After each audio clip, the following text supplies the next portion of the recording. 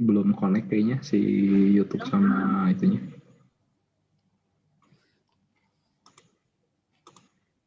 Oke, yes. Halo semua, selamat malam. Terima kasih nih. Pertama, hari Minggu sempat-sempatin harus nonton ini nge-live. Rajin banget sih semuanya.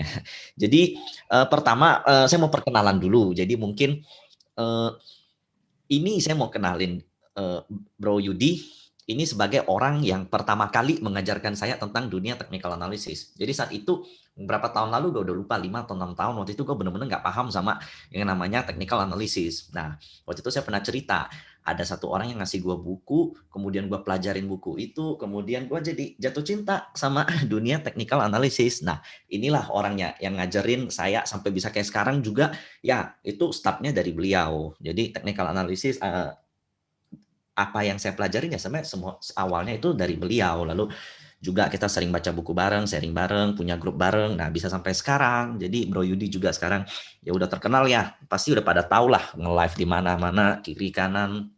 Jadi kesempatan kali ini beliau baik banget nih mau kasih lihat.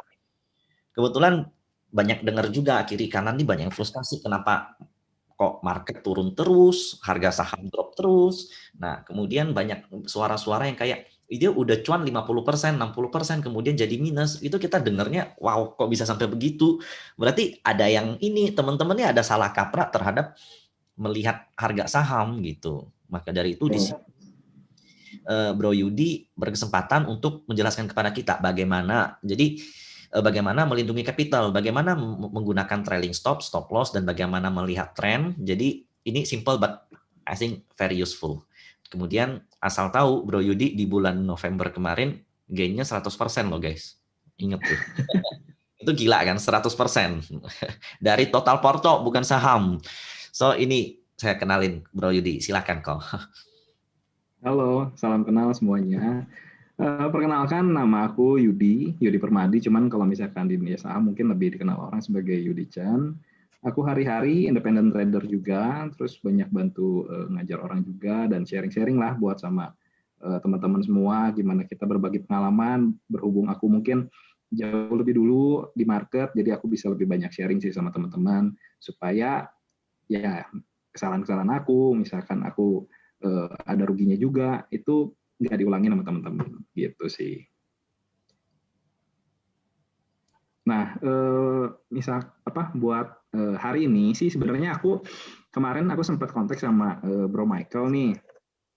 Aku melihat sebenarnya ada sedikit fenomena, bukan fenomena mungkin ya, tapi memang eh, agak baru banget di mana aku melihat bahwa banyak terjadi orang yang masuk market dengan meminjam uang atau misalkan pinjaman online itu mungkin dari aku trading kayaknya aku nggak sampai melihat hal-hal yang sesignifikan seperti sekarang sih. Benar, benar, Mungkin kalau benar banget.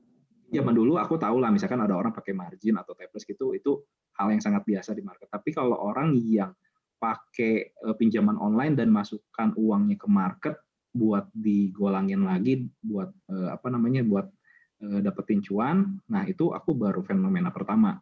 Dan kemarin aku sempat lihat juga beberapa postingan-postingan teman-teman bahwa ada yang istilahnya menyerah dengan kehidupan karena merasa rugi. Buat aku sih namanya di stock market sebenarnya pada akhirnya tergantung dari point of view-nya kita. Gimana kita melihat bahwa stock market sebagai dunia investing. Jadi kalau misalkan kita melihat stock market sebagai dunia investing, kita harus mengambil dunia stock market sebagai hal yang sangat serius, bukan menjadi hal yang main-main. Karena ada beberapa tipe orang yang menganggap bahwa saham adalah main saham. Ketika kita nyebut saham sebagai main saham, mereka kayak lagi pergi ke ini loh, Game Master, Time Zone. Mungkin di kota-kota kalian ada sejenis kayak apa ya? Dipikir kayak taman bermain kali gitu. Taman bermain lah. Kalian bawa uang, sekedar having fun, main permainan tertentu, pulang ya udah karena kalian merasa bahwa itu adalah mainan. Tapi buat sebagian orang yang menganggap ini adalah dunia investing, di mana mereka benar-benar menaruh uang mereka untuk menghasilkan kembali uang di stock market, mereka akan sangat mengambil bagian ini menjadi sangat serius, di mana mereka akan belajar baik mereka belajar secara fundamental, baik secara teknikal, karena basically di stock market ada banyak yang bisa kita pelajari untuk kita menganalisa bagaimana kita melihat bahwa perusahaan tertentu ini dia bisa naik atau turun. Karena kita bisa melihat misalkan secara fundamental, kita melihat bahwa oh ternyata penjualan dia bagus banget, maka pergerakan saham dia kemungkinan ke depan akan naik karena dia punya earning makin hari makin baik. Tapi secara teknikal juga kita bisa melihat bahwa kalau misalkan dia membentuk pattern di mana dia punya higher high, higher low, maka kita udah bisa melihat bahwa dia udah mulai membentuk yang namanya uptrend. Nah, sebenarnya basically teman-teman, kalau misalkan kita bisa menganggap bahwa dunia stock investing di stock market di pasar Indonesia, terutama karena kita orang Indonesia, maka kita bisa harusnya mengambil bagian stock market ini menjadi hal yang sangat kita seriuskan.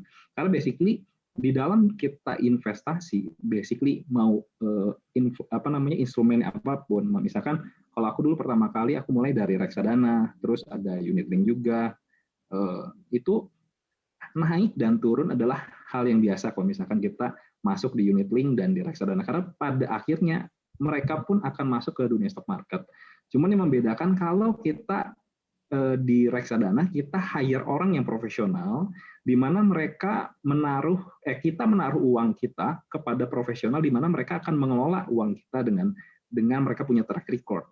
Tapi kalau misalkan kita sekarang langsung terjun ke dunia stock market, itu satu anugerah tersendiri buat kita, tapi memang itu menjadi hal yang kita harus ambil hal yang serius. Karena kalau kita nggak bisa mengelola hal itu menjadi serius, kita punya resiko yang sangat-sangat besar. Karena kita sama sekali nggak mengerti barang apa yang kita beli, kita nggak mengerti.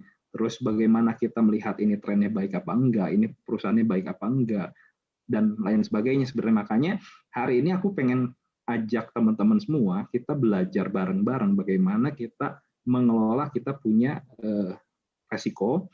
Karena basically di dunia stock market tuh hal yang paling penting bukan masalah metode buat aku. Karena di dalam kita trading kita akan membagi ke dalam tiga jenis. Satu metode, kedua adalah money management, ketiga adalah mindset. Nah, dua hal lain yang selain metode, yaitu money management dan mindset, ini menjadi hal yang sangat penting di dalam kita trading atau misalkan kita invest. Karena banyak orang menganggap bahwa yang namanya trading harus punya metode yang sempurna. Harus punya metode yang punya hit rate sampai 100%, di mana kita bisa beli saham tertentu langsung naik, beli saham tertentu langsung naik. Buat aku pribadi, aku punya hit rate nggak begitu tinggi, mungkin sekitar 50%-an, tapi yang paling penting adalah kita punya money management.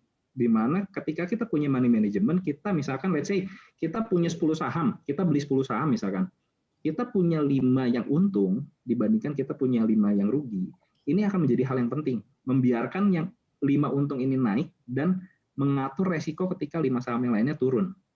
Karena pada akhirnya adalah menjumlahkan antara 5 yang lebih dengan 5 yang kurang.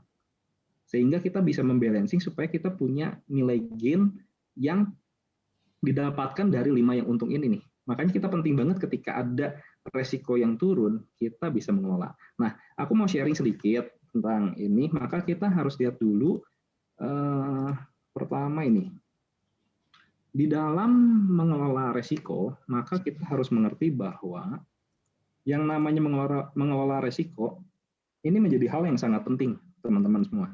Karena kita bisa lihat di sini, di mana kalau misalkan kita, sebentar ya, misalkan kita, let's say, kita loss 10% secara portofolio, maka kita butuh 11% untuk break even point. Maksudnya break even point itu supaya kita bisa balik lagi ke posisi modal kita yang sama. Let's say misalkan modal kita 100 juta nih teman-teman. Maka ketika kita rugi 10%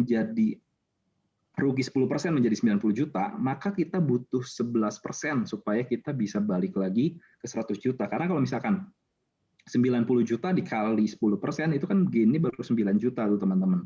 Maka ada selisih antara kenaikan dan penurunan. Nah, teman-teman lihat bahwa makin dalam penurunan yang teman-teman alami, kalian butuh naik makin besar. Makanya ini hal yang harus sangat-sangat kita concern, di mana kita harus sangat manage downside. Karena banyak banget trader dunia yang berhasil, mereka tidak fokus sama cuannya bisa sekali trading mereka bisa kasih cuan kita berapa, tapi mereka sangat concern bagaimana mereka manage the downside. Dan inilah salah satu triknya sebenarnya ketika kalau misalkan kalian mau berhasil di dalam dunia trading. Let's say misalkan contohnya di sini kalian rugi 50%, maka kalian butuh gain sampai 100% hanya untuk balik modal, teman-teman. Jadi sampai titik ini aja baru balik modal. Makin kalian turun sampai 90%, maka kalian butuh gain 900% hanya untuk balik modal. Berdasarkan pengalaman aku, kalau misalkan kalian udah rugi sampai 90%, untuk gain 900% tuh hampir impossible karena mental biasanya udah rusak. Jadi buat trading, buat dapetin profit akan sangat-sangat susah. Meskipun kalian punya dana, kalian injek lagi. Masalahnya adalah bukan masalah di metodenya aja yang salah, tapi bagaimana kita mengelola resikonya itu. Karena sekali lagi, mengelola resiko menjadikan hal yang sangat-sangat penting di dalam kita trading. Jadi nggak boleh dilupain tuh. Gitu. Nah, aku mau kasih tahu sedikit di dalam stock marketnya Indonesia, karena kita hanya bisa bergerak satu arah, yaitu arahnya ke atas, maka kita harus mengenal yang namanya tren. Tren ini basically adalah teman baiknya kita, karena tren is best friend-nya kita. Kalau kita bisa berteman dengan uptrend, maka profit pasti bersama dengan kita. Tapi kalau kita trading di saham-saham yang lagi downtrend, mungkin bisa profit nggak? Mungkin bisa, tapi akan menjadikan hal yang sangat-sangat susah. Kalau buat aku pribadi, aku jauh lebih senang trading di saham-saham yang uptrend dibandingkan paksain saham di trading di saham yang lagi downtrend. Karena kalau kita trading di saham yang downtrend, antara risk dan reward biasanya lebih tinggi, dia punya risk dibandingkan reward. Nanti aku ajarin di belakang bagaimana kita menghitung antara risk dan reward, teman-teman. Nah, sekali lagi, kita di stock market, basically yang paling penting buat aku, kita harus mengenal tren. Jadi kalau misalkan kalian lagi mau trading, minimal kalian bisa trading di saham-saham yang uptrend. Jadi kalau misalkan kita ngomongin tren, jadi basically memang mungkin ada sebagian orang yang nggak tahu, aku jelasin sedikit. Tren itu adalah kecenderungan di mana arah harga sedang bergerak. Naik. Jadi tren ini hanya ada 3. Apakah dia lagi uptrend, lagi naik tuh tiap hari naik sahamnya, atau dia lagi sideways berbulan-bulan harganya di situ-situ aja nggak kemana-mana, atau sahamnya lagi downtrend harganya turun terus bertahun-tahun harganya turun terus. Nah itu menjadikan indikasi buat kita melihat. Nah aku kasih tipsnya di sini. Dimana kalau misalkan sahamnya uptrend, kita bisa melihat bahwa pola yang akan terbentuk di saham tersebut adalah dia punya bentuk selalu higher high dan higher low. Nah, misalkan kita punya, let's say harga di sini, harga tertinggi terakhir dari saham A, misalkan let's say adalah 100.000 deh. Nah, di low di sini, maka harga dia let's say misalkan 900. Nah, di sini kita bisa melihat ketika dia harganya naik dan break dari harga 1.000, maka mungkin dia let's say bikin higher high 1.200. Nah, higher high ini maksudnya apa? Dia punya high yang lebih tinggi daripada high sebelumnya. Secara harga kasat mata kita bisa melihat bahwa titik tertinggi ini harganya 1.200 dibandingkan titik tinggi sebelumnya yaitu 1.000. Dan kita bisa melihat ketika dia turun koreksi ke bawah dan dia koreksi dan memantul kembali, dia bikin yang namanya lembah atau higher low gitu. Dia let's say kita punya harga 1.100. Nah, ketika kita bisa melihat bahwa harganya naik terus, dia punya gunungnya makin hari makin naik, dia punya lembah makin hari makin naik, ini udah pasti adalah tren yang sedang naik atau kita sebut sebagai tren yang uptrend. Nah, minimal ketika kita mau trading adalah ketika dia udah bisa bikin higher high sekali, higher low sekali, dan di sini dia breakout. Ini udah pasti kita punya upside di dalam kita trading. Ini akan jauh lebih memudahkan kita untuk kita trading dibandingkan kalau misalkan kita posisinya trading di saham yang sedang sideways. Apakah di saham yang sideways tidak bisa kasih kita profit? Sebenarnya bisa aja. Cuman memang kita harus sangat tricky di mana kita membeli. Kalau saham yang sideways, kita nggak boleh beli rata-rata di buy and breakout dengan full power. Tapi kita bisa mengakalinya adalah ketika kita melihat marketnya lagi sideways, kita banyaknya adalah belanja dengan buy and support dan itu pun dicicil. Kenapa dicicil? Karena segala sesuatu di dalam trading ada kemungkinan bahwa ketika kita entry ada kemungkinan kita menjadi salah. Istilahnya salah tuh market tidak setuju dengan kita punya posisi bahwa misalkan say kita entry di sini dan market langsung jebol ke bawah. maka mau nggak mau kita melakukan yang namanya stop loss gitu. Tapi kalau misalkan kita membeli dengan mencicil, let's say kita udah tahu supportnya di sini, kita cicil dulu di sini, kita udah tahu resistennya di sini dia naik dan nggak bisa tembus, maka kita akan menjual dekat-dekat resisten biasanya.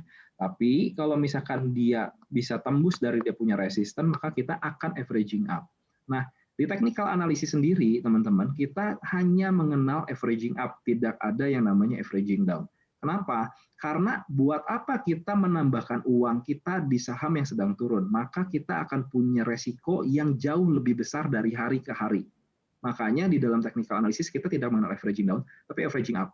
Nah, kalau kita mau istilahnya averaging down, kalau buat saya nggak punya istilah averaging down, tapi kita punya istilah ketika misalkan let's say kita entry di sini, dia naik sampai atas dan nggak tembus, kita bisa add lagi di sini. Meskipun harganya lebih baik daripada harga sebelumnya, ini bukan averaging down. Karena dia masih bergerak di dalam area konsolidasi yang sama.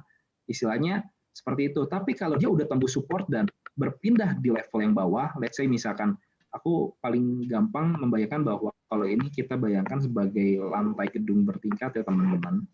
Jadi let's say misalkan ini adalah lantai dasar, lalu ini adalah lantai basement. Ini adalah lantai 1. Kalau tren yang uptrend, dia akan selalu bergerak secara naik tangga darurat istilahnya kalau buat aku, dia akan naik tangga darurat arahnya ke atas.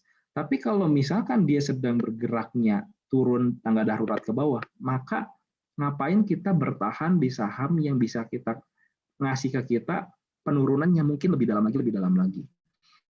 Sehingga kalau dia udah pindah level dari lantai dasar ke lantai basement, maka kita harus melakukan stop loss. Karena itu sering banget teman-teman kalau misalkan kita beli di sini, jebol dari dia punya support dan kita nggak disiplin, kita averaging down di sini, dia bisa jebol lagi, kita averaging down, itu menjadi dosa yang sangat mematikan. Karena basically dosa para trader adalah ketika salah satunya dia udah salah dari ambil posisi, tapi dia tidak mau mengakui posisi dia salah. Sehingga dia akan melakukan averaging down, karena dia tidak bisa menerima bahwa posisi dia salah. Tapi yang paling banyak terjadi adalah banyaknya rugi dibandingkan ketika dia averaging down lalu naik. Itu sedikit banget yang bisa berhasil. Kalau kita ceritanya trading ya, apalagi modal terbatas, ketika averaging down pakai margin itu udah pasti bonyok banget sih ketika turun. Makanya buat teman-teman semua tolong perhatiannya bahwa kita akan trading di saham yang sedang uptrend atau di saham yang sideways itu masih oke lah. Tapi cara kita membeli di saham yang sideways kita akan belinya buy on support. Tapi kalau dia lagi uptrend kita akan buy on breakout. Jadi kita punya pendekatan yang berbeda tergantung dari pendekatan dari market itu sendiri. Mereka ngomong apa sama kita. Ketika market sideways kita akan ganti strategi. Ketika marketnya uptrend kita akan ganti strategi. Ketika marketnya downtrend kita pun akan ganti strategi.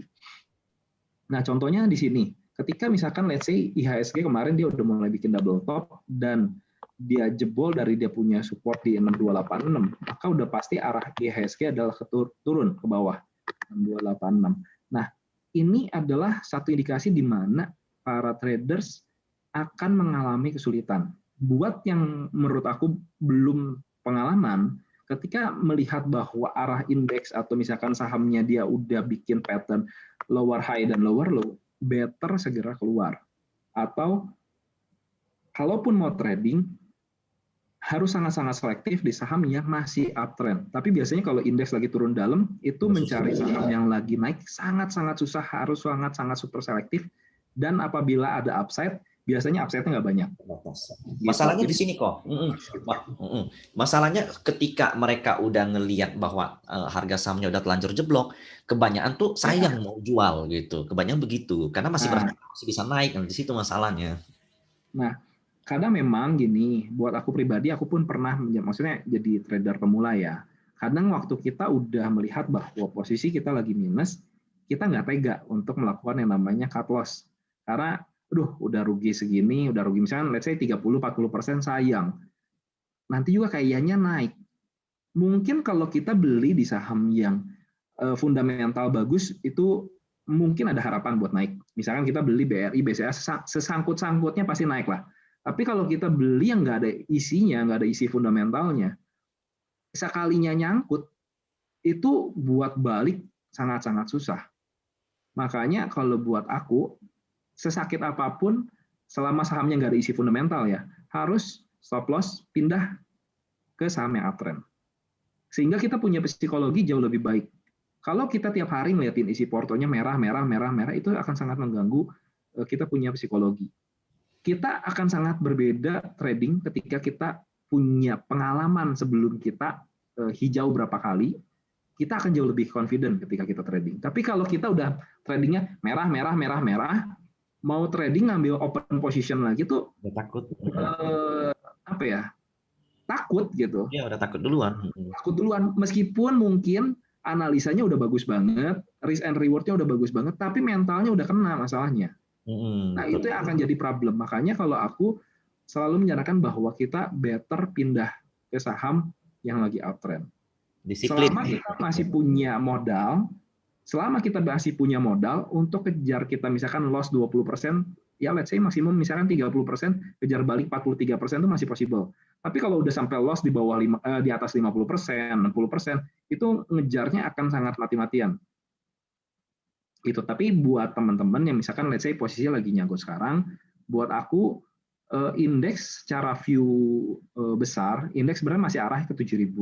Cuman memang di dalam perjalanan short time frame yang lebih pendek mungkin masih akan koreksi ke bawah, mungkin sekitar area 55.600. Jadi masih boleh jaga-jaga. Nah, nanti kalau misalkan mulai mantul, biasanya gini teman-teman.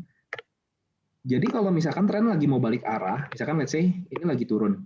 Ketika dia mau balik arah tuh nggak mungkin biasanya langsung sekali. Biasanya dia butuh yang namanya, nanti di belakang ada masa konsolidasi dia dulu, dia bikin pattern, apakah dia double bottom, apakah dia triple bottom, baru setelah keluar dari itu dia akan balik arah.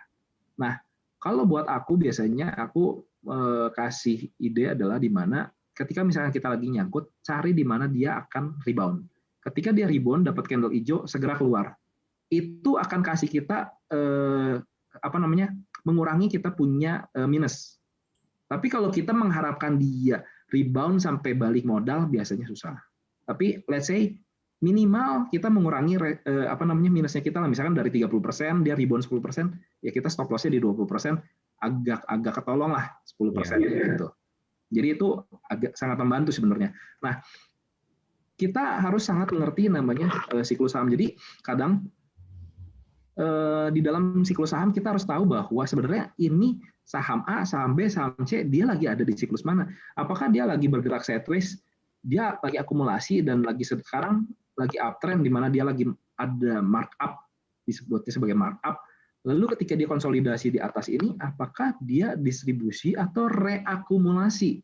Nah, kita pun harus mengerti fase-fase seperti itu. Jadi kalau misalkan, let's say dia sudah berkonsolidasi di atas dan dia mengalami penurunan, maka dipastikan ketika dia di atas ini adalah fase distribusi dan kita harus keluar. Kalau enggak, ini bisa keseretnya biasanya agak lumayan. Bisa 50%, 60%, makanya itu harus sangat-sangat berhati-hati teman-teman. Nah, selanjutnya ini aku kasih tips sedikit gimana caranya teman-teman bisa menghitung risk and reward ketika kita mau beli saham tertentu. Jadi kalau misalkan kalau aku nih sahamnya udah naik terlalu tinggi, biasa aku udah nggak berani kejar. Karena kita punya reward sangat kecil, tapi kita punya risk sangat besar. Biasanya kalau udah kejar saham hijau, udah naik misalnya 15-20%, udah FOMO, fear of missing out, takut nggak kebagian, takut nggak cuan, biasanya lebih banyak bonyoknya daripada cuannya. Nah, itu salah satu hal yang harus dilatih sama teman-teman, di mana kita melatih kita punya psikologi dengan kita menekan, kita bikin trading plan. Kita bikin yang namanya trading plan, kita hitung, kita punya risk berapa, kita punya maksimum loss-nya berapa, sehingga itu akan membantu kita terhindar dari istilahnya nyangkutnya nyangkut banget gitu. Nah, contohnya di sini ketika kita berbicara tentang risk dan reward, yang paling penting pertama kita tahu kita mau entry-nya di mana, teman-teman. Lalu setelah itu kita tentuin titik stop loss yang benar ya. Jadi ada yang ada yang sering bertanya sama aku, kok gimana caranya nentuin titik stop loss? Ada yang udah aja pakai 3%.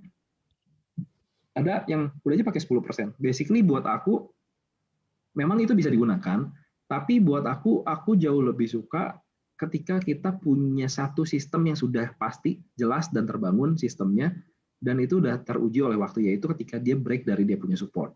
Gitu. Jadi titik cut loss ini biasanya dari support ini kita minus 1% sebagai konfirmasi. Ini salah satu teknik yang aku pakai buat aku pribadi, di mana ketika dia break dari support turun 1%, aku stop loss di sana. Jadi ketika misalkan let's say kita entry dari titik entry kita 8% sampai titik kita punya stop loss, maka selama dia bergerak di dalam range minus 8%, aku nggak akan melakukan apapun.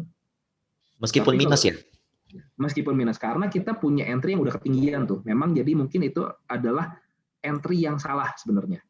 Kalau udah level risk-nya udah gede, biasanya entry-nya salah ketinggian biasanya. Entah FOMO, entah kenapa, biasanya banyaknya FOMO sih.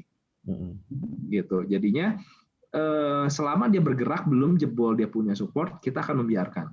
Tapi kenapa? Kalau boleh gini, kalau seandainya kita udah beli telanjur tinggi nih, yes. Kemudian dia turun ke support, ke area support itu kita boleh nggak sih beli lagi? Boleh, itu namanya memperbaiki average, bukan averaging down buat aku. Oke.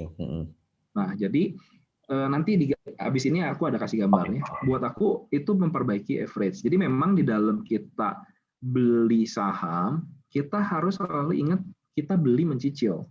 Kenapa belinya dengan mencicil? Ketika kita salah dan dia jebol dari dia punya level stop loss, kita ruginya nggak rugi dalam. Tapi kalau kita langsung belinya full power, biasanya ketika dia jebol tuh sakit banget.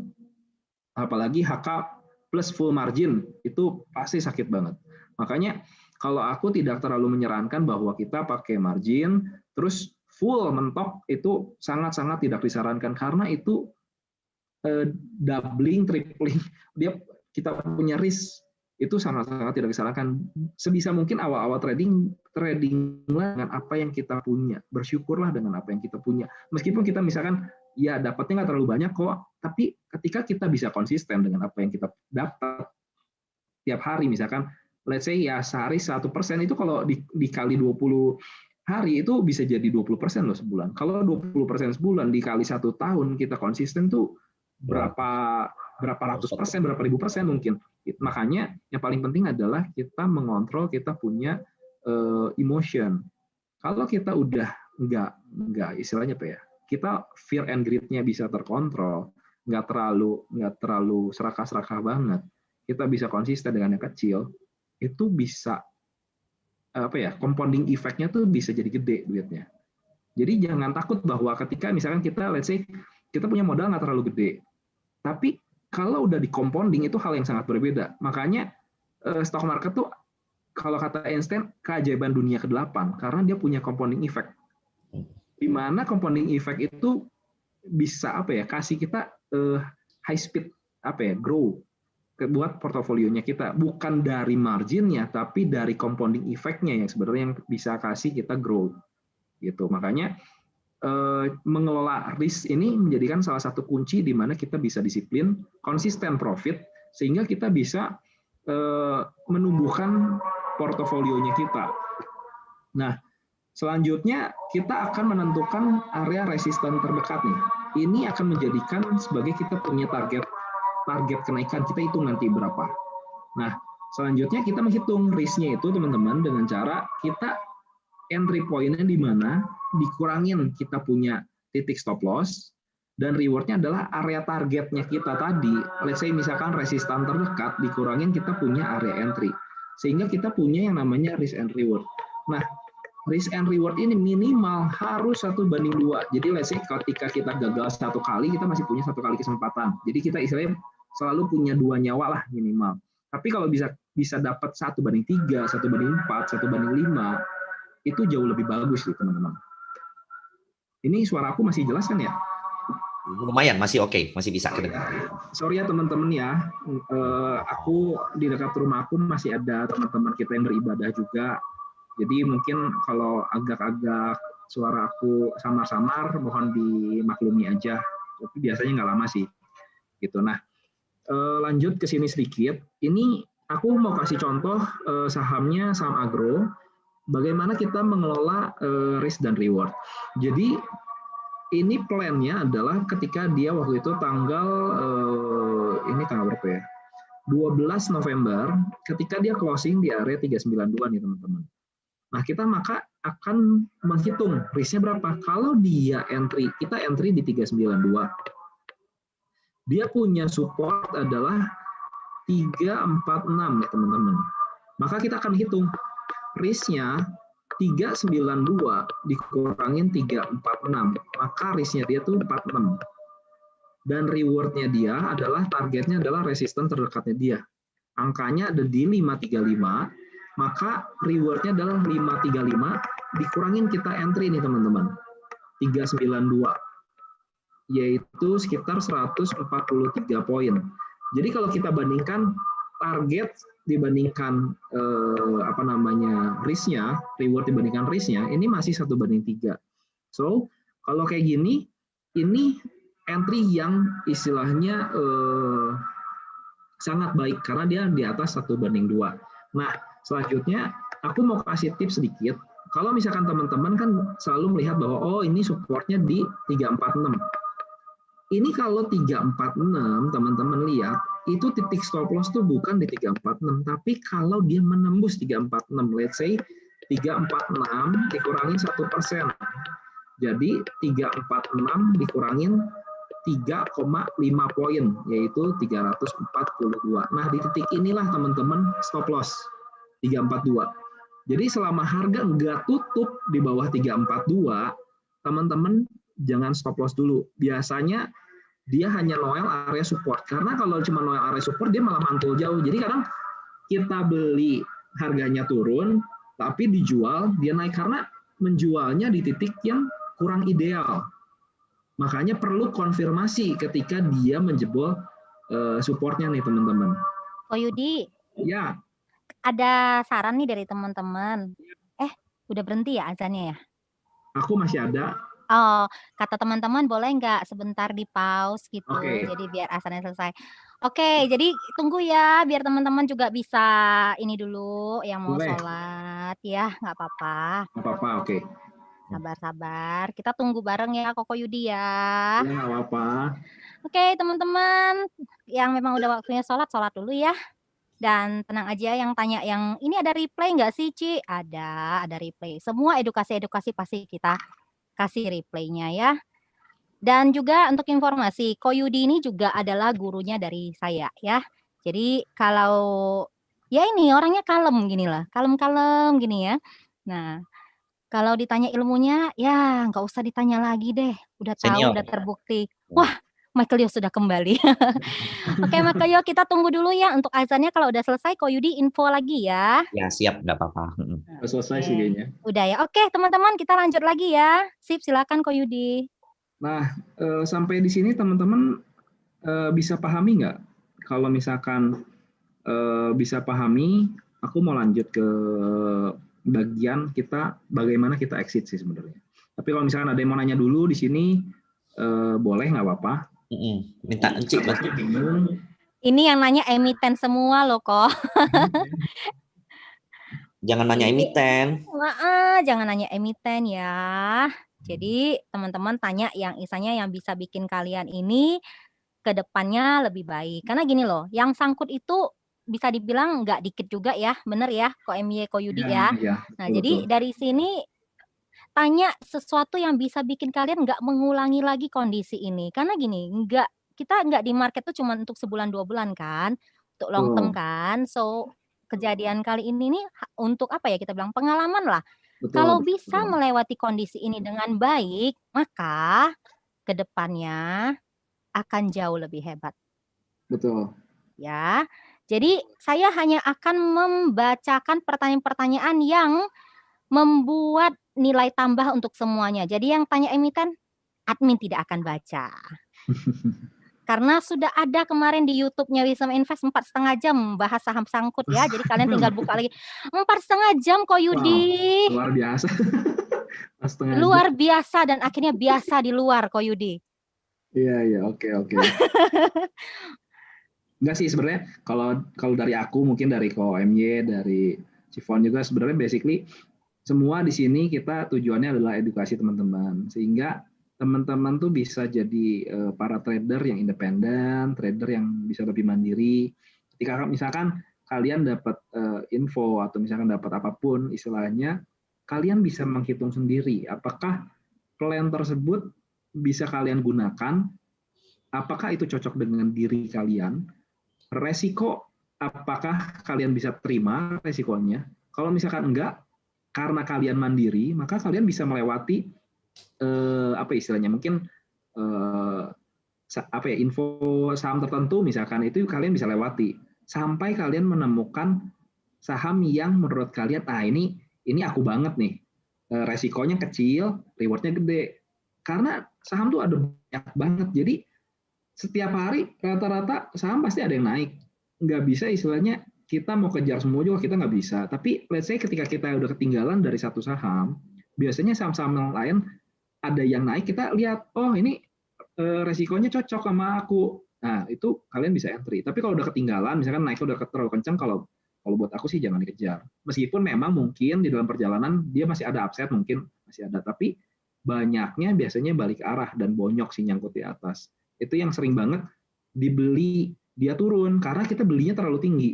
Waktu kita udah mulai menyerah, nyangkut, kita jual, ternyata dia naik. Ternyata waktu kita jual, dia ada di area pullback dan dia naik. Itu yang sering banget problematik dihadapi para trader karena titik entry dan exitnya tidak ideal. Gitu. Oke, nah risk and reward ini teman-teman bisa pahami nggak? Kalau nggak, aku jelasin sekali lagi nih.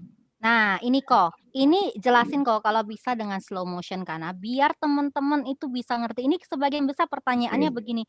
Jadi rangkuman ya pertanyaannya kok aku harus CL gimana dan berapa persen dan lain-lain. Nah, perhatikan benar-benar ya. Ko Yudi, silahkan. Oke, jadi gini teman-teman, kalau misalkan kita ngomongin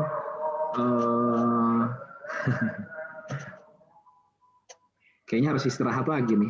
Nggak apa-apa. Karena ini sangat penting teman-teman yang waktunya ibadah. Karena ini adalah hal utama yang memang kita harus lakukan ya. Iya, betul. Kayaknya harus break lagi nih. Ada teman kita yang masih sholat juga. Mungkin break dulu 5 menit kali ya. Boleh. Mau toilet dulu, bisa ke toilet dulu, yang mau minum dulu. Kita break dulu deh 5 menit. 5 menit, oke. Nah, sambil break nih teman-teman, nih pertanyaannya saya belum selesai baca udah loncat terus ini pertanyaannya. Gimana Ci? Bentar kok, ini banyak banget itu pertanyaannya, nggak apa-apa, tunggu sebentar. Iya, berkaitan dengan stop loss ini aja kita perketat ya dulu ya. Karena banyak sekali ini kok yang udah cuan juga banyak yang nggak pasang trailing stop itu sampai akhirnya dari cuan malah jadi rugi. Nah, itu hal-hal yang mungkin harus dipelajari sih, karena basically buat aku saham kayak matematik, semuanya tuh hal yang logik. Jadi sebenarnya basically bisa dihitung dan ada caranya gitu. Nah, nanti hanya bedanya mungkin aku lebih pengalaman, teman-teman mungkin ada sebagian yang karena baru banget belum tahu caranya, nggak apa-apa. Tapi nanti di sini aku akan ajarin beberapa tipe cara kita mengamankan dengan namanya trailing stop. Jadi trailing stop itu ada banyak banget caranya. Cuman aku ajarin, rasanya aku kasih 4 deh. Karena sebenarnya banyak banget, cuman aku kasih 4 aja yang salah 4 yang paling gampang digunakan, yang paling gampang mungkin orang bisa adaptasikan buat tradingnya mereka. Gitu.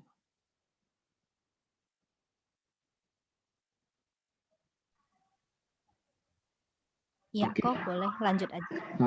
Belum ya? Aku ngikutin moderator aja. Jadi di tempat Koko udah belum ininya? Kalau udah nggak apa-apa, kita lanjut aja.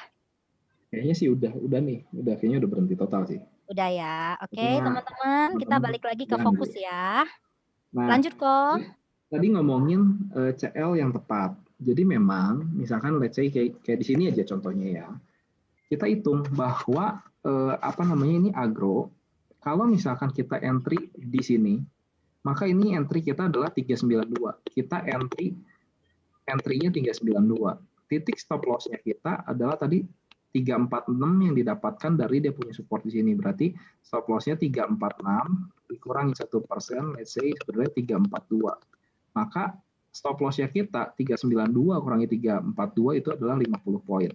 50 poin ini kalau di-convert ke persen, mungkin ini bisa dapat sekitar 13% sampai 15% lah. Aku nggak hafal, tapi mungkin sekitaran segitu. Nah, secara persentase memang ini kerasanya besar. Nah, hal inilah yang akan kita convert sebenarnya. Aku terpaksa jadi harus jelasin ini. Jadi, masing-masing orang harus menghitung maksimal loss yang kita bisa tanggung. Misalkan, let's say maksimal loss aku 1 juta. Yang bisa aku tanggung per 1 kali trading. Nah, rata-rata 1 juta ini dapetin dari 1% dari kita punya total portofolio. Jadi kalau udah lebih dari 1%, ini lebih dari 1% ya loss-nya, ini udah nggak ideal nih. Jadi kita berusaha meresikokan tiap kali kita trading maksimal 1%, sehingga sejelek-jeleknya kita trading, misalkan 5 kali pertama rugi aja, kita cuma 5% ruginya. Tapi kalau 5 kali trading untung lagi, pasti harusnya udah di atas 100% lagi gitu. Makanya resiko yang bisa kita tanggung maksimum adalah 1%. Ini adalah ideal buat aku. Sehingga ketika kita turun secara karena sahamnya turun, sehingga kita harus melakukan stop loss, kita tuh bisa menerima dan kita disiplin. Dia tembus, disiplin. Kita nggak akan berpikir bahwa ya nanti juga naik lagi lah. Itu adalah mindset yang salah. Kalau kita dari hal yang kecil nggak disiplin, dari portofolio kecil kita nggak disiplin, ketika kita punya portofolio yang gede, pasti nggak disiplin. Karena kita dari kecil, kita nggak biasain untuk disiplin. Makanya ini menjadi hal yang penting. Nah, balik lagi sini, ketika kita udah tahu nih, misalkan let's say 1 juta. Nah, 1 juta ini kita akan bagi ke dalam, tadi agro, misalkan let's say 15% ya, biar gampang aku ngitungnya, 15%. Tadi berapa poin ya? Lupa. 392 kurangin 342 50 ya. Oke, berarti 50 poin dikali 100. Ini 200 lembar. 200 lot maksimum yang bisa kita beli untuk agro. Ketika kita beli agro 200 lot, maka kita pasti ketika agro tembus 342, maka risk-nya kita pasti hanya 1 juta. Nggak percaya, kita hitung kembali, maka 200 dikali 392 kali 100 ini berapa ya nilai totalnya? Sebentar.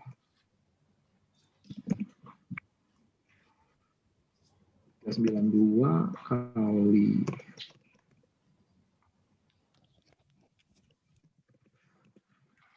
kita beli hanya 7,8 juta. 7,8 juta maksimum. Kita punya portofolio kan tadi 100 juta. Kita menaruh resiko kita tiap kali trading itu 1%. Berarti 1%-nya ini adalah 1 juta. Nah, kalau kita beli agro 8 juta di tempat maksimum yang bisa kita beli, ketika kita entry tadi 392 dan dia stop loss-nya di 342, harga tembus langsung ke bawah, maka udah pasti kita ruginya hanya 1 juta. Karena kita tahu, kita entry maksimum ada 8 juta. Padahal lumayan dalam kok ya. Kayak gitu. Ya, 13% loh. Tapi kita padahal lumayan dalam. Betul. Tapi kita tahu bahwa titik stop loss-nya kita adalah di titik yang benar. Makanya kadang yang problem adalah kalau kita taruhnya level stop loss-nya hanya berdasarkan 3% dan 10%, itu basically benar. Tapi ada bagian yang missing di dalam tekniknya kita sebenarnya. Jadi kalau misalkan kalau aku bilang ya, misalnya dia 3%-nya itu sebenarnya dari total portofolionya. Tapi ketika dia convert ke dalam trading plan, itu ada yang missing. Makanya ketika dia jual, misalkan let's say 10% turun, malah harganya naik. Karena dari titik kita entry-nya kita tuh entry-nya nggak ideal. Dia dari titik entry tidak ideal, dia turun harusnya 15% sampai support, tembus baru kita keluar. Kita baru turun 10, di-cut, dia langsung mantul. Biasanya kalau udah kayak gitu, kita udah nggak berani kejar. Apalagi suruh beli harga atas. Udah beli di 392, harga sekarang 430, kita udah nggak berani kejar. harga naik terus, udah nggak berani kejar biasanya gitu. Makanya ini sangat penting gimana kita mengetahui titik yang benar dan menghitung bagaimana caranya yang sesuai dengan kita punya profil resiko, karena semua orang punya profil resiko yang berbeda.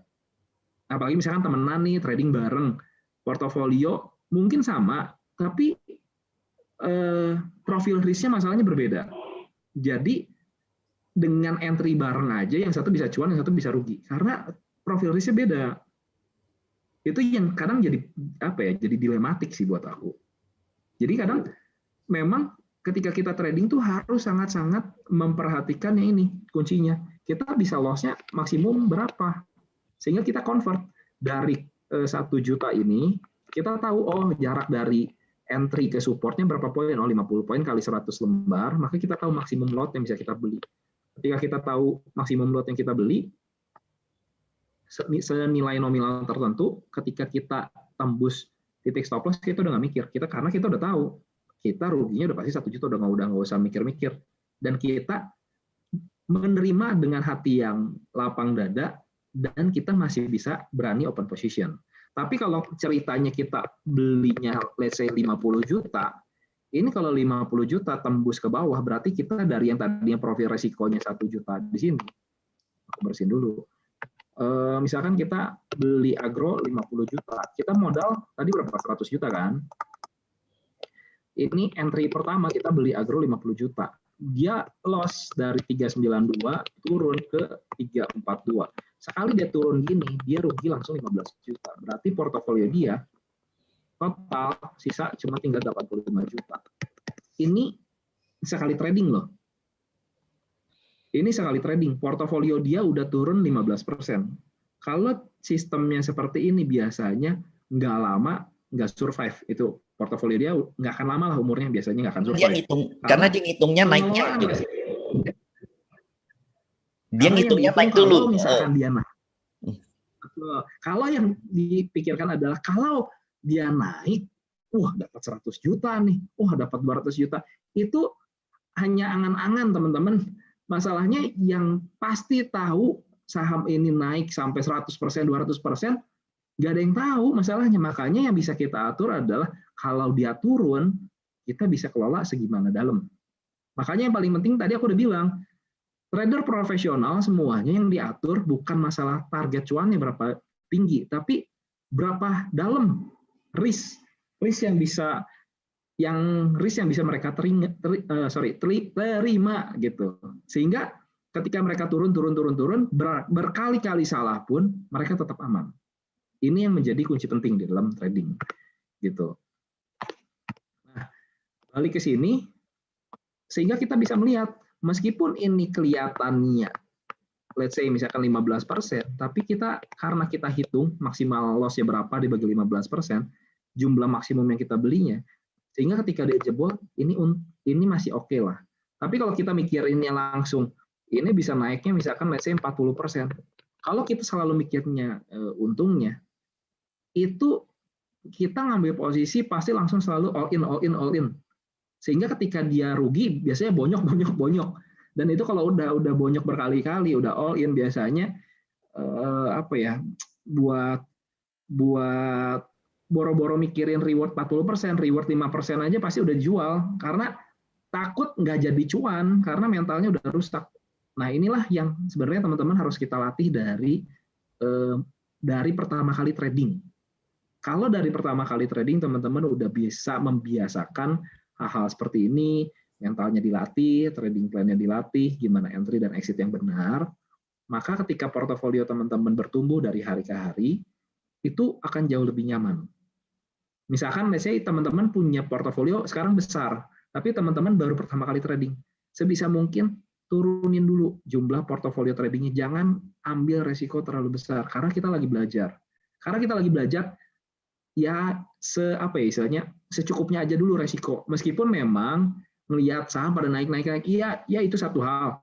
Tapi kalau kita dari yang masa bullish aja kita nggak berani belajar, kita nggak berani mengelola, sekalinya datang masa bearish biasanya babak belur karena kita udah nggak pernah mengelola, kita punya resiko. Masalahnya resiko itu kita taruh sebelum kita entry position. Ketika kita entry position aja udah pasti rugi. Karena kita kena fee jual dan fee beli. Gitu. Jadi jangan pernah tidak menghitung yang namanya resiko, teman-teman. Oke. Nah, selanjutnya pertanyaan adalah kapan kita exit. Nah, exit ada dua tipe. Satu yang tadi, kalau misalkan teman-teman kena stop loss, ini namanya stop loss. Di pertama kali entry, kalau dia turun, dia langsung kena stop loss, itu exit pertama, exit kalau rugi. Satu lagi, kapan kalau kita exit dan posisinya kalau kita lagi untung. Nah, jadi memang exit ini menjadi hal yang jauh lebih sulit dibandingkan ketika entry. Karena entry gampang. Entry lagi harga merah, bisa beli. Entry lagi harga hijau, bisa beli. Tapi masalahnya ketika kita jual, pengennya kita adalah untung. Sehingga kita harus menjual di harga yang jauh lebih tinggi dibandingkan posisi kita tadi entry. Nah, ini jadi lebih susah. Kalau posisi entry-nya udah salah, itu akan sangat memberatkan untuk kita exit. Makanya poin entry menjadi hal yang membantu kalau entry kita benar. Sehingga kita punya risk yang kecil juga. Nah, itu makanya hal-hal ini sebenarnya saling berkaitan, teman-teman. Kalau kita bisa dapetin semuanya secara utuh, di mana kita bisa melihat bahwa trading tidak hanya berbicara entry dan cuan, kita bisa melihat bahwa ada yang namanya trading plan, di mana kita bisa meletakkan titik stop loss yang tepat. Bagaimana nanti kita habis ini kita belajar trailing stop, sehingga kalau udah untung, meskipun kita nggak bisa jual di titik tertinggi, misalkan kita udah untung 100%, kita nggak bisa cuan mentok pol di 100%, tapi let's say misalkan kita bisa mengamankan yang 80%. Jangan sampai udah dari 100, balik lagi sampai ke 0 dan rugi. Itu sangat disayangkan. Gitu. Nah, buat aku, sebenarnya ada banyak banget cara-cara kita keluar. Aku hari ini kasih beberapa aja buat teman-teman yang mungkin memang cukup mudah diadaptasikan buat teman-teman semua. Nah, yang pertama, dapat keluar dari area support apabila saham turun melebihi support terakhir. Ini biasanya kalau udah break dari dia punya higher low terakhir, dia akan bikin namanya lower low. Nah, biasanya di sini kita akan exit. Nah, atau misalkan kita pakai trailing stop-nya berdasarkan persentase. Misalkan udah dari top tertingginya dia udah harga udah sampai misalkan let's say 1000, ketika udah sampai 1000 kita masuk dari 400, ketika dia reversal misalkan 10% sampai harganya turun sampai 900, maka kita akan stop. Itu yang kadang bisa dipakai juga di tipe-tipe beberapa sekuritas. Nah, ada juga yang bisa keluar dengan penembusan dari trendline terdekat. Karena trendline basically adalah support. Ketika dia udah jebol dari support, kita bisa keluar. Atau bisa keluar juga dengan MA20. MA20 ini basically bisa digunakan juga sebagai support, tapi dia basically adalah dynamic support karena dia bergerak gitu, sesuai dari pergerakan harganya. Tapi itu bisa digunakan sebagai support juga.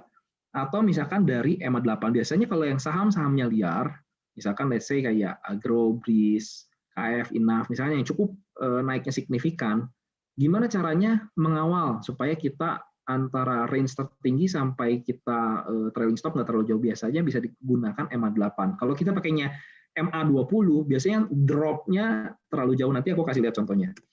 Nah, yang pertama, kita harus belajar gimana kita namanya bikin kode kali ya. Bisa melihat yang namanya higher low, itu harus belajar sih teman-teman. Jadi kita lihat dulu nih, ini kan adalah high pertama, ini high, di sini low. Maka ketika dia lagi naik ini, kita tunggu sampai dia bikin yang namanya fraktal. Oh, di sinilah higher high. Higher high ini adalah high yang lebih tinggi daripada high di sini. Makanya dia sebutnya higher high. Tapi kalau di sini dia lagi turun di sini dan mantul lagi, ini adalah higher low. Maka ini adalah low yang lebih tinggi dibandingkan low sebelumnya. Ini adalah tanda di mana market lagi uptrend. Balik ke yang slide-slide yang sebelumnya itu sebenarnya. Nah, ketika ini market lagi naik sampai ke atas ini, maka udah kelihatan waktu dia reversal, ini dia bikin higher high lagi dibandingkan high sebelumnya. Nah, yang jadi permasalahan adalah kita belum menemukan higher low terakhir karena belum terbentuk. Nah, waktu di sini dia turun dan membentuk, maka di sinilah higher low terakhir yang terdekat. Maka ketika dia turun daripada sini, inilah titik trailing stop-nya kita. Di sini adalah harga mati, kita harus keluar. Karena itu trailing stop. Jangan sampai misalkan let's say kita udah beli dari sini nih, naik sampai ke sini, ini di sini nggak dijual, bisa balik ke modal dan rugi. Itu sangat-sangat sering terjadi di dialami para trader. Makanya aku bilang kalau udah cuan, ingat selalu pasang trailing stop. Nah, trailing stop itu ada banyak banget tipe. Ini salah satunya aja. Jadi ini higher low, higher low, higher low ini kita pasang. Dia mental kan, berarti dia berfungsi dengan baik sebagai support. Ketika harga turun kembali menembus dia punya higher low atau support terdekat, maka kita harus mengamankan uangnya kita. Karena ketika dia udah menembus higher low, ini nanti kalau misalkan let's say dia mantul pun, ini udah bikin yang namanya lower low. Sehingga tren udah berubah. Kalau udah bikin lower low, tren udah berubah. Masuk ke tipe yang downtrend. So, gitu ya teman-teman. Berarti ini bisa dikategorikan downtrend kok sekarang? Minor trend, yes. Udah downtrend. Minor trend, yes. Nah, selanjutnya atau misalkan kita bisa pasang trailing stop 10% dari titik high yang pernah kita sampai. Misalkan, let's say, misalkan kita dari sini dulu nih. Ketika dia breakout di sini, dia naik ke atas, kita pasang 10% dulu ke bawah. Berarti ini sekitar 480. Kalau harganya turun dari 480, maka kita akan jualan. Lalu di sini dia sempat naik dari sini sampai ke atas, sampai sini nih. Nah, karena ini titik tertingginya buat saham agro ini, kita pasang dari titik ini tertinggi, kita pasang 10% ke bawah. Kalau dia tembus, kita akan jualan. Ternyata dia nggak tembus, maka kita akan membiarkan, kita kasih spare, dia naik sementoknya. Tapi ketika dia turun 10%, maka kita akan amankan cuannya kita. Dan di sini ternyata dia nggak turun daripada 10%, dan dia naik lagi. Maka kita akan membiarkan. Dia naik sampai sini, mentok di sini, kita kasih spare lagi 10%. Ketika dia turun dari 10%, kita clear position. Itu salah satu cara dengan trailing stop metode yang lain, di mana kita mengambil titik high sebagai area reversal gitu. Berapa persen yang bisa kita terima? Mungkin ada 10%, 20%, balik lagi tergantung orang sih. Teman kalau kata aku 10% itu lebih dari cukup sih sebenarnya. Jangan terlalu dekat aja ya, takutnya malah kena false gitu kan. Betul, kalau cuma 3%, 5% biasanya ke kick out, tapi sahamnya masih bisa naik lagi. Tapi kalau misalkan 10-15% itu ideal banget sebenarnya buat dia trailing stop. Tapi kalau udah sampai 30 biasanya terlalu besar. Gitu. Jadi ini salah satu metode yang teman-teman bisa gunakan. Lalu selanjutnya ada lagi bisa menggunakan trendline. Basically trendline ini simple, tapi mungkin buat sebagian orang atau lagi yang masih baru perlu belajar bagaimana dia menarik garis-garisnya. Basically ini hanya ditarik dari dia punya support-support. Misalkan ini support besarnya ada di sini. Tapi support kecil ini basically ada di sini. Jadi basically kalau kita compare dengan kita punya trailing stop yang buy 10%, ketika dia reversal dari atas ini, kurang lebih ini mirip. Jadi kita bisa dapat keluar di harga yang masih cukup baik, nggak sampai yang istilahnya let's say turun terlalu dalam. Tapi misalkan let's say di sini kita nggak keluar, oke nggak masalah sebenarnya.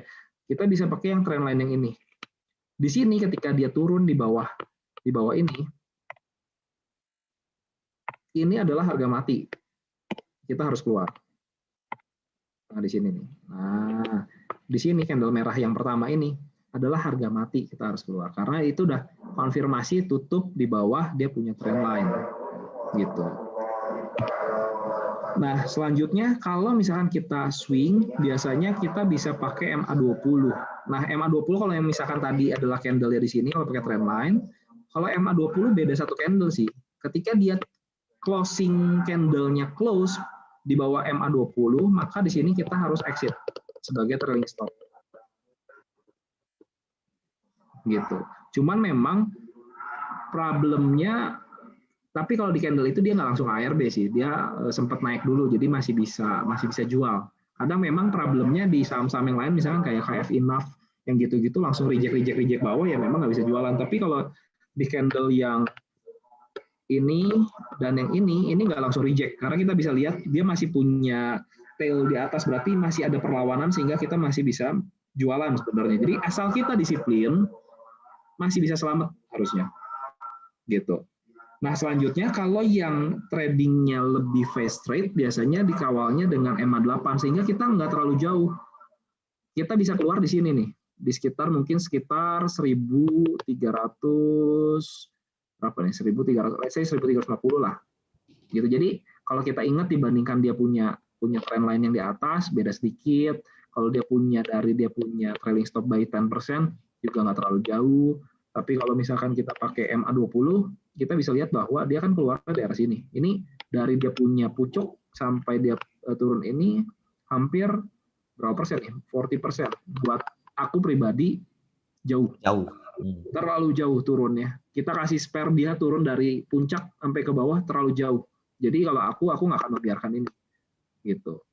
Ini beberapa contoh aja sih teman-teman. Jadi kalau misalkan memang sahamnya yang cukup liar, kalau aku menyarankan kita pakai MA8 sehingga kita bisa mengamankan kita punya profit cukup optimal. Meskipun kita nggak bisa jual di titik tertinggi memang, tapi let's say kita bisa jual di harga yang masih cukup baik.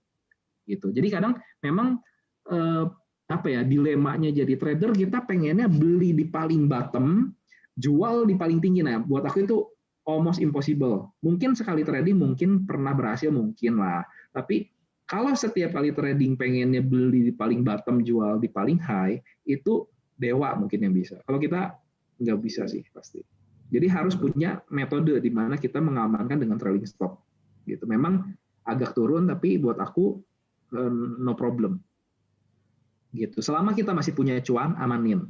Selama kita masih punya cuan, amanin. Jangan sampai udah cuan 100%, 200%, balik sampai rugi. Itu sakitnya double sih kata aku.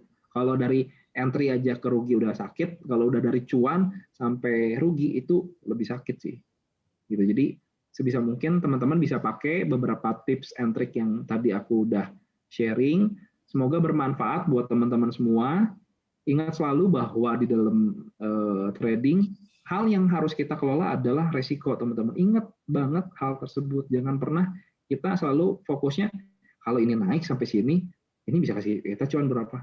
Cuan, kalau kita bisa bikin metode yang benar, kita disiplin, jangan dipikirin cuan. Cuan pasti ngikutin. Gitu. Semoga bermanfaat sekali lagi buat teman-teman. Good luck. Oke, berarti ini materinya udah ya, Ko Yudi ya? Sudah. Thank you. Gimana Ko MY? Thank you banget loh Ko Yudi. Ini benar-benar wow.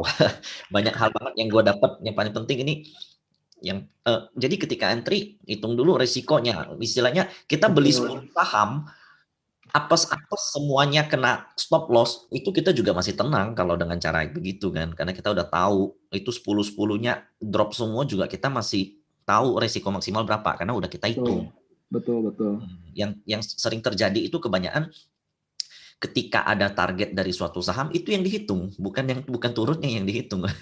Itu memang jadi problem buat aku dulu juga awal-awal trading, mungkin aku juga gitu. Ini kalau naik ke sini bisa 50%, aku punya uang misalkan 100 juta, gebuk aja semua langsung dapat jadi 150 juta. Tapi nggak merhatiin bahwa ketika dia turunnya bisa 20%, 30% loh. Biasanya saham yang bisa kasih kita profit besar, dia pun bisa kasih kita risk besar. Jadi sangat-sangat berhati-hati tuh. Benar. Gitu. Mungkin aku mau kasih lihat outlook IHSG sebentar kali ya. Boleh, silakan. Ini versi aku, nanti versi Ko Yudi juga ya. Boleh, Ko Michael. Oke, jadi dulu ya. Oke, jadi ini IHSG. Ubah dulu saya ke daily. Honestly sebenarnya IHSG dia membentuk kenaikan yang begitu ekstrim sehingga trennya itu berubah. Nah, jadi di sini sebenarnya trennya udah patah tapi minor. Nah, honestly kalau kita perhatiin seperti yang Ko Yudi tadi bilang, ketika ada suatu target kenaikan yang terlalu tinggi, maka dia juga bisa memberikan penurunan yang terlalu dalam sehingga sebenarnya kalau IHSG dia turun sampai ke 5.500-an, 5.400-an itu masih dalam tren sebenarnya. Nah, betul. Yang kita perhatiin saat ini yang kalau menurut saya ya IHSG close kan di atas dari support sedikit ya. Nah, potensi jika memang ada rebound itu pun bakal terbatas banget. Menurut saya maksimalnya bisa di sini di 6.200, meskipun di kondisi yang seperti sekarang belum tentu bisa aja dia cuma sampai segini. Nah, jadi ya pattern yang mirip dengan, kalau menurut saya mirip dengan Head and Shoulders. Karena di puncak dia juga kena sama resisten di sini. Tuh. Jadi di puncak dia kehalang, habis itu dia sedang berjuang untuk naik lagi, tapi ini berat banget naiknya. Jadi kalau seandainya ada yang mengatakan ini penurunan IHSG nggak wajar, sebenarnya kalau kita lihat garis besar wajar-wajar aja, karena kenaikannya itu udah terlalu ekstrim. Jadi kalau menurut saya IHSG jikalaupun koreksi itu sampai 5.500-an atau 54, 55 ya itu masih oke, karena di sini exactly sebenarnya kayaknya ada satu gap kecil ya. Iya, di sini ada satu gap kecil. Ada sekitar 538 rasanya. 5395 kayaknya nih. Ya, 5395 betul. Oke, 5395. Kalau saya kurangin 5862 kurang 5393 berarti sekitar 10% kali. Hampir 10% lah ya, 8-9%. Berarti sahamnya juga masih bisa drop ya kurang lebih segitu kalau yang ini, kalau yang korelasinya satu kan. Kalau seandainya yang agak-agak volatil bisa 2 kali lipat gitu. Jadi menurut saya mending kita. Jadi dari cara-cara yang barusan disebutkan kita mesti mulai sekarang yang udah loss. Jadi setiap ada rebound itu boleh dipertimbangkan untuk sebenarnya ini istilah yang nggak ada sih, cut loss on strength mungkin ya kalau saya bilang ya. Jadi jual ketika cut loss ketika memang ada potensi saham rebound, lagi strength, lagi kuat, itu cut loss dulu. Lebih baik dikurangin minusnya daripada kalau teman-teman nurun sampai sini, entar saya takutnya bukan nyerah lagi di bursa tapi koma, takutnya begitu. Jadi saat ini dengan capital yang ada, dilindungin dulu, loss 10%, 15%, it's okay, itu masuk akal banget. Nah, yang untuk sekarang kita prepare dulu. Jadi kemudian banyak yang paling sering ada pertanyaan tuh begini, gimana kalau naik kok? Rugi dong kalau saya jual. Hello, I think ya, kalau seandainya IHSG berhasil break dari trendline ini,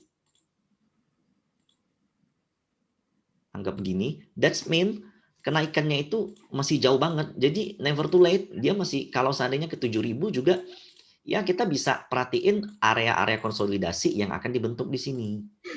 Kadang yang harus diperhatiin orang, kalau dia kan berandai-andai kalau dia mantul naik lagi gimana. Tapi pertanyaan selanjutnya, kalau posisi sekarang udah minus 30% dan dia masih mau turun 30%, apakah kita masih sanggup, pertanyaannya. Kadang orang tuh nggak mikirin bahwa ini apa ya, turunnya sampai mana. Apalagi kalau misalkan kayak model Maret, itu kalau nggak pakai stop loss, orang yang nggak pakai stop loss pasti bonyok banget itu di Maret. Benar. Karena ya kalau apa ya, kalau orang yang mungkin nggak pakai stop loss ya pasti bonyok lah, itu dalam banget itu Maret. Makanya di dalam market tuh buat aku sangat irasional, apapun bisa terjadi di market. Makanya selalu pasang stop loss dengan kita punya trading plan. Kalau udah kena, ya out dulu. Terus kalau udah kena berkali-kali, diem dulu, jangan masuk lagi market. Karena mungkin pasti ada yang salah, entah dengan tradingan kita yang salah atau marketnya yang salah. Kalau Benar, jadi stop loss tuh pasti ada yang salah aja. Entah kita yang salah, kita lagi nggak oke, secara kita punya psikis, atau memang marketnya kita lagi nggak bisa berlayar, lautnya lagi ada badai. Kalau lautnya lagi ada badai, jangan coba-coba paksa buat berlayar, susah berlayarnya, yang ada karam perahunya. Penting banget. Jadi kita mesti tahu kalau seandainya contohnya kita trading ini udah 5 kali 6 kali kok kalah terus, jangan dipaksa terus. Sebenarnya belum tentu saham yang kita pilih salah, belum tentu trading plan kita yang salah, tapi bisa jadi ya marketnya memang sedang tidak mendukung. Kalau menurut saya seperti itu. Apalagi sampai sekarang siapa yang bisa menjelaskan penurunan seperti ini dengan 100%? Nggak ada kan? Nggak ada. Kita hanya bisa benar-benar market itu benar irasional. Yang harusnya turun bisa naik, yang harusnya naik bisa turun. Apalagi sekarang komposisi antara retail dan fund itu acak kan. Jadi ya memang market pergerakan lebih volatil dan lebih sulit diprediksi ya kalau menurut saya di arah market sebenarnya lebih volatilnya ini yang lebih menjadi kunci karena di market volatilitas gampang sekali itu emosi kita diganggu, gampang sekali emosi kita dimainkan. Jadi lihat ini udah 6 kali, ini kan berarti 5 kali turun ya? 8. Berapa ya? 8 deh, 1, 2, 3, 4, 5, 6, 7. 7 candle merah ya? Berapa? Wow, 7 candle merah. Semua ada yang spek di sini, oh udah boleh all in, di sini udah boleh all in, di sini udah boleh all in. Yo siapa bilang, nah perhatiin aja di sini. Tuh ini bagaimana nih? 1, 2 ini berapa kali candle yang benar-benar kita dihabisi, dibonyok di sini gitu. Per hari ini juga terus terang capital saya kejaga banget. Saya masih plus year to date Pak Yudi. Puji Tuhan, masih plus 2%-an. Karena ketika saya melihat areal ini 6.500, saya udah kurangin porsi. Saya harap dia bisa tembus. Saya pantau dia bisa tembus, ternyata nggak bisa. Sehingga di areal ini saya udah mulai kurangin profit. Kurangin porsi. Jadi saya kebanyakan udah taking profit. Nah, di sini beberapa kali spec buy, jebol break. Disiplin. Di sini juga, sampai di sini saya udah hampir nggak ada posisi sama sekali yang agresif. Jadi so far ya saya menyesuaikan market. Kalau memang bisa fast trade, ya saya fast trade. Tapi kembali lagi, itu nggak bisa sembarangan. Kalau seandainya memang nggak kuat, mendingan stay away dulu, nunggu aja. Kalau kata Livermore, ada saatnya kita mesti agresif, ada saatnya kita mesti wait and see, ada saatnya kita pergi memancing. Kalau saat ini bukan memancing kalau menurut saya. Saat ini kita bisa wait and see. Market masih berpotensi, ini belum downtrend. Downtrend secara minor, iya ya. Mungkin, karena di sini udah patah. Tapi big picture kita menurut saya ini belum. Karena market memang lagi nggak ada katalis positif aja kali ya, Ko Yudi ya. Nggak ada lagi. So far belum ada. So far belum. Vaksin udah, GDP oke, PMI udah, lalu Omnibus Law, habis itu QE, semua segala macam udah dikeluarin dan market udah merespon gila-gilaan dari 4.800 sampai 6.500. Nah, jadi so far kita menunggu katalis-katalis positif lain, mungkin dari mikro atau makro kita belum tahu. Jadi selama proses itu be humble with market. Nah, dengan cara-cara yang barusan Ko Yudi sebut tadi, bisa kalian manfaatin. Recordnya juga ada, bisa diulangin gitu. Cik Foni mungkin ada yang mau ditambahin? Aku share sedikit. Oh, Ko Yudi mau share, boleh. Aku share sedikit. Jadi memang IHSG ini ketika dia ngadepin double top, ini tuh sangat apa ya? Sangat problem buat aku. Jadi memang ini berkali-kali dia punya pattern double top. Setiap kali dia punya double top pattern, ini tuh hampir nggak gagal buat dia turun.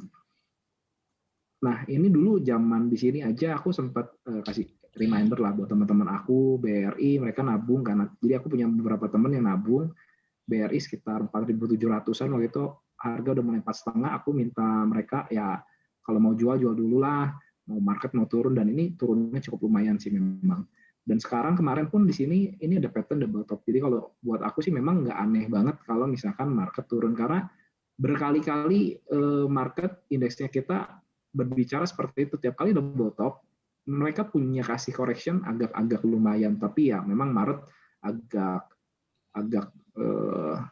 apa ya terlalu luar biasa sih koreksinya. Cuman kalau yang lain aku lihat sih double topnya wajar-wajar aja sih. Jadi so far buat aku melihat indeks masih dalam koreksi wajar sesuai yang tadi Bro Michael bilang, kalau misalkan let's say sampai 5.400, 5.500 oke. Dan memang di sini masih ada gap satu. Cuman ini sebenarnya breakaway gap sih. Jadi sesudah dia berkonsolidasi di sini, dia bikin gap di sini. Ini breakaway gap. Jadi biasanya habis konsol dia kasih gap sekali, dia buat naik. Sisanya sih ini runaway, common gap, dan exhaustion. Makanya kita bisa lihat bahwa indeks setelah dia bikin gap di sini, dia naik double top dan dia turun. Karena dia ini adalah gap exhaustion. Dia udah nggak punya nggak punya strength lagi, nggak punya nafas lagi buat dia naik. So far yang aku lihat memang sama kayak Bro Michael, ini arahnya masih arah koreksi nih. Kalau misalkan dia bisa bertahan besok di area sekitar 58 is good, mungkin akan bikin head and shoulder atau mungkin akan malah langsung naik ke 7.000, nggak tahu. Tapi kalau misalkan dia besok malah langsung tembus di bawah ini, ini akan lumayan lama buat dia turun dulu, mungkin sekitar sebulan baru bisa mantul sih. Lebih bagus Jadi turun harus, langsung ya, Ko ya? kalau buat aku ini aku susah ngomong sih, karena aku nggak enak ngomongnya. Aku posisi full cash kalau sekarang. Jadi kalau aku buat ini kan basically sebenarnya market di drive berdasarkan opini kan. Kita Betul. ada di posisi yang mana? Kalau kita lagi di posisi full cash, pasti semua orang berharapnya turun. Tapi kalau kita lagi posisinya full barang, semua orang pasti berharapnya naik. Gitu. Tapi kalau menurut aku, kalau biasa nggak punya barang ya, kita berpikir jauh lebih objektif melihatnya. Jadi nggak subjektif. Buat aku sih potensi dia turun sampai 56 masih sangat wajar. Maksimum 54 lah, sekalian dia ngetes dia punya resisten dulu. Jadi jangan dikhawatirin lah teman-teman. Tinggal kita atur, kita punya pelor lah, kita punya money management, kita atur dengan baik-baik. Karena kalau udah beres correction, ini IHSG tuh naik. Jadi kalau misalkan teman-teman perhatiin ya, setiap kali habis koreksi di 2013 ini market rally. Koreksi 2015 market rally. Koreksi di 2008 market rally, dan itu sekali rally itu agak lumayan, bisa 2 tahun sampai 3 tahun, dan sekarang market habis koreksi di bulan Maret sampai bulan Januari ini baru 9 bulan. Let's say terjelek anggaplah 2 tahun, berarti kita masih punya sampai Maret 2022. Bagus-bagus sampai 3 tahun, berarti kita ya let's say M 2022 lah. Jadi kalau buat aku sih setiap kali krisis ya itu opportunity buat kita punya pegangan di market, dan ini harusnya sih selalu making money sih kalau misalkan kita di dalam wave yang benernya gitu. Kalau kita baru masuk di wave koreksinya ya memang agak sulitan, tapi selama kita bisa sekali lagi bisa mengatur dan disiplin, kita punya stop loss, kita bisa mengatur, kita punya trailing stop, udah cuan kita amankan, kita tunggu momen lagi yang terbaik, kita baru entry, harusnya itu lumayan sih.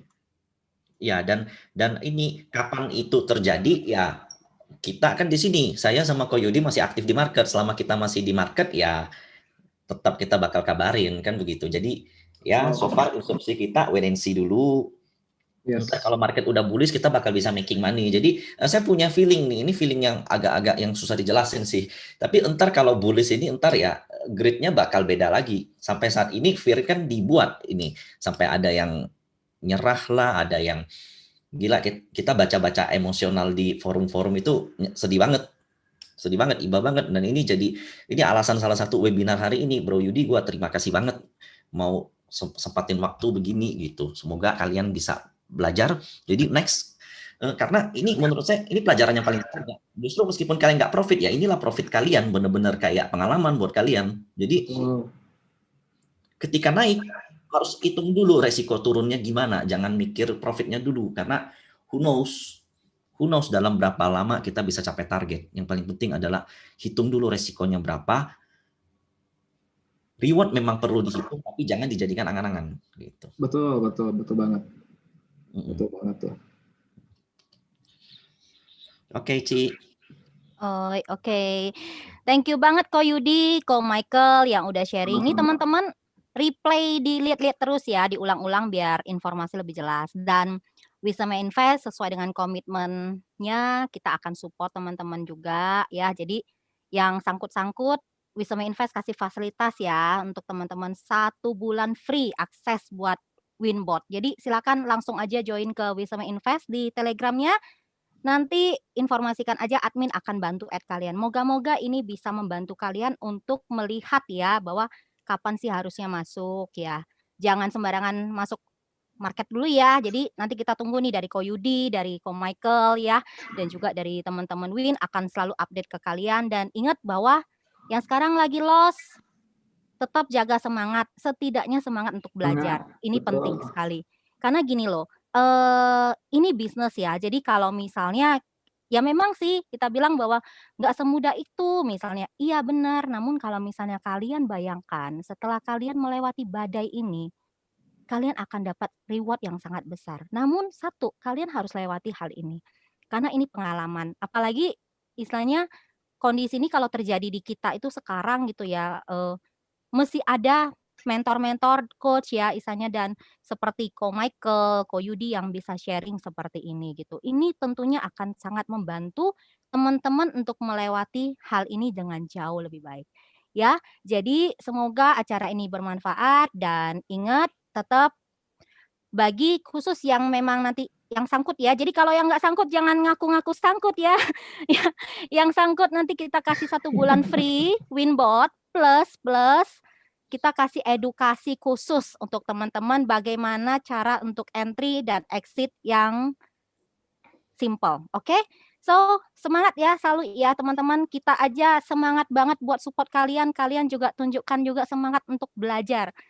Sekian dari kami, dari Ko Yudi Chen, Ko MY, thank you banget udah support para traders ya. Oke, demikian ya teman-teman, kita akhiri sesi ini. Sampai jumpa dan ingat pasang stop loss serta trailing stop Anda. Oke, bye-bye. Bye. Akhirin ya sesi ini. Ya, thank Ko you. Yud, Thank you semua. Thank you, ya. Ci. Yo, thank you, Ci. Thank you.